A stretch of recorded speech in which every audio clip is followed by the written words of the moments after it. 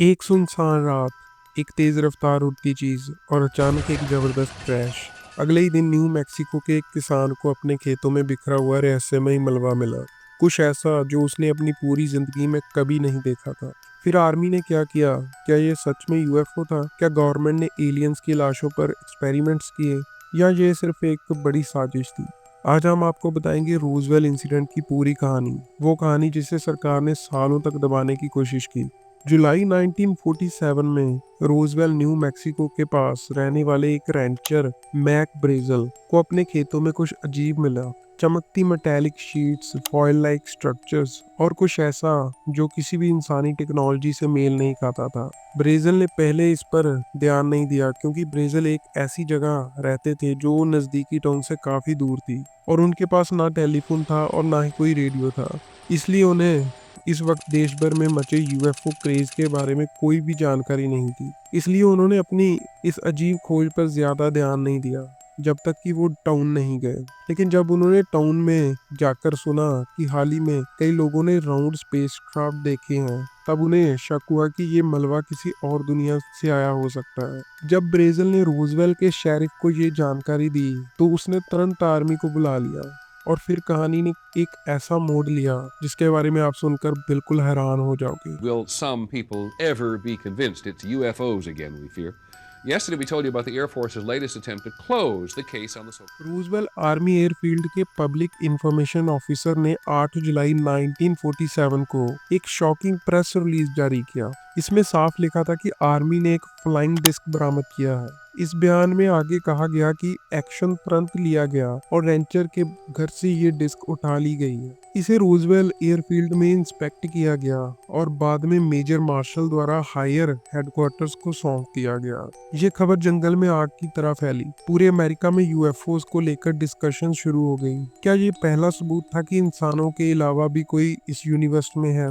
लेकिन कहानी यहीं खत्म नहीं हुई। सिर्फ कुछ घंटों बाद आर्मी ने अपना बयान बदल दिया। उन्होंने कहा कि जो मलबा मिला था वो बस एक वेदर ब्लोन था। अचानक ही यूएफओ की जगह इस कहानी को गवर्नमेंट कवर अप की तरह देखा जाने लगा। आखिर क्यों आर्मी ने पहले फ्लाइंग डिस्क कहा और फिर तुरंत वेदर ब्लोन? लेकिन रोजवेल इंसिडेंट यही नहीं रुका।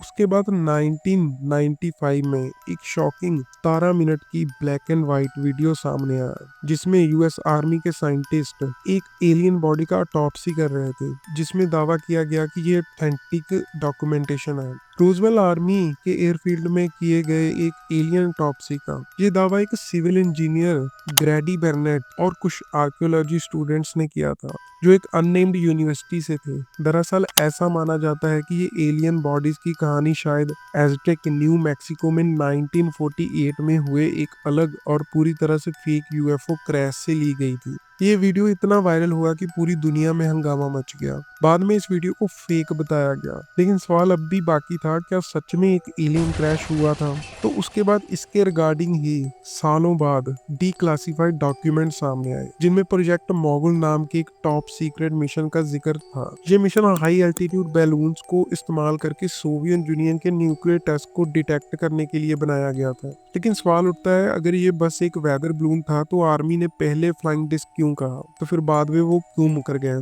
कुछ लोग मानते हैं कि सरकार ने एलियन टेक्नोलॉजी को रिवर्स इंजीनियर करके मॉडर्न एयरक्राफ्ट्स बनाए हैं। क्या रोजवेल इंसिडेंट सिर्फ एक शुरुआत थी? क्या यूएफओ साइटिंग्स मिलिट्री सीक्रेट्स छिपाने का एक बहाना है? सबसे पहली बार एलियन ऑटोप्सी की कहानी 1991 में आई। यूएफओ क्रैश एट रोजवेल नाम की बुक में बताई गई, जिसे केविन रैंडल और डोनाल्ड स्कैमिट ने लिखा था। इस बुक में करीब 100 नए विटनेसेस के अकाउंट्स को शामिल किया गया।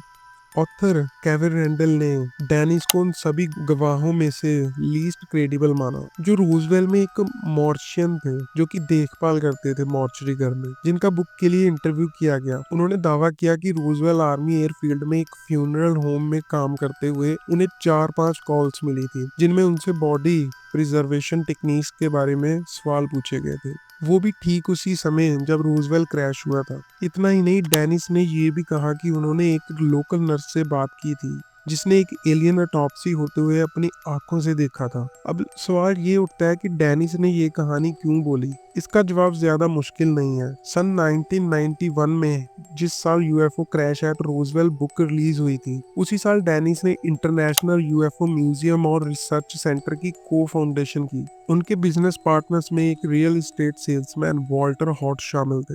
वहीं वॉल्टर हॉट जो रूजवेल आर्मी एयरफील्ड के फॉर्मर पब्लिक इंफॉर्मेशन ऑफिसर थे और जिन्होंने पहली बार फ्लाइंग डिस्क की न्यूज को फैलाया था। असल में रूजवेल सिटी ने पब्लिक इंटरेस्ट को कैपिटलाइज करने में कोई कसर नहीं छोड़ी। यूएफओ म्यूजियम के अलावा शहर की ऑफिशियल सील में एक एलियन पिक्शन शामिल है और पूरे टाउन में अट्रैक्शन और आइकॉनोग्राफी देखने को मिलती है। चाहे रोजवेल इंसिडेंट रियल हो या ना हो, एक बात तो तय है, एलियंस और रोजवेल का कनेक्शन लंबे समय तक बना रहेगा। तो दोस्तों, क्या आप मानते हैं क्या रोजवेल इंसिडेंट में सच में एलियन से जुड़ा हुआ है या ये सिर्फ एक गवर्नमेंट कवर अप था? क्या आज भी रोजवेल में कोई राज छुपा है? हमें कमेंट्स में बताइए और इस वीडियो को लाइक, शेयर और सब्सक्राइब करना मत भूलिए। अगले एपिसोड में हम अनकवर करेंगे और भी शॉकिंग यूएफओ मिस्ट्रीज और ट्रू क्राइम के रिलेटेड वीडियोस। तो मिलते हैं, बाय बाय।